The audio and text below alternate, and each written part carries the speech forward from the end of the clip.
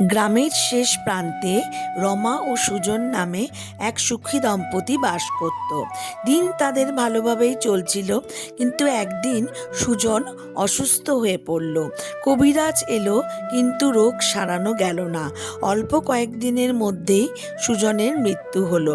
রমা প্রথম থেকেই কৃষ্ণের প্রতি অসম্ভব ভক্তি তার ছিল। প্রতিদিন সে মন্দিরে গিয়ে পুজো দিত, কিন্তু বিধবা হওয়ার পরে মন্দিরের পুরোহিতরা বিধবা রমাকে আর মন্দিরে ঢুকতে দিত না। তাই রমা সারাদিন মন্দিরের বাইরে বসে থেকে সন্ধেবেলায় বাড়ি ফিরত। রমা কৃষ্ণ প্রেমে বিভোর। সে সর্বদা ভগবান কৃষ্ণকে বলতো যে, ভগবান, আমার যখন মৃত্যু হবে তখন তুমি আমার শেষকৃত্য সম্পন্ন করবে। এইভাবে দিন গড়িয়ে চলল। আস্তে আস্তে রমার শরীরে বিভিন্ন রোগ বাসা বাঁধতে শুরু করলো। রমা অসুস্থ হয়ে পড়ল। গ্রামের লোকেরা দূর থেকে রমাকে দেখত, কিন্তু তার কাছে কেউ আসতো না। রমা সবাইকে বলতো যে কৃষ্ণ একদিন ঠিক আসবে এবং তাকে নিয়ে যাবে। সবাই রমার কথা শুনে হাসতো। একদিন রমা মারা গেল, তখন সবাই রমাকে ঘিরে দাঁড়িয়ে রইল, কিন্তু রমার সৎকারে কেউ এগিয়ে এলো না।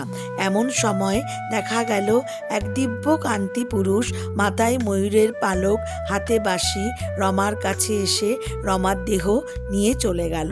সবাই তখন অবাক হয়ে গেল, এবং ঈশ্বর যে সবার কাছে সমান, রমার কাছেও যে ঈশ্বর সমান, এটা সবার কাছে রমা প্রমাণ করে দিয়ে গেল যে ঈশ্বর সবার কাছে সমান।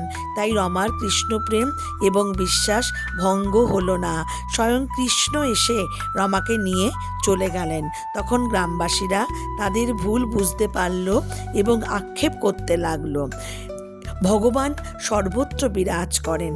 এই ধরনের ধর্মীয় গল্প পাবার জন্য অবশ্যই এই চ্যানেলটিকে সাবস্ক্রাইব ও লাইক করবার অনুরোধ রইল। আর কমেন্ট সেকশনে হরে কৃষ্ণ লিখতে ভুলবেন না কিন্তু। নমস্কার।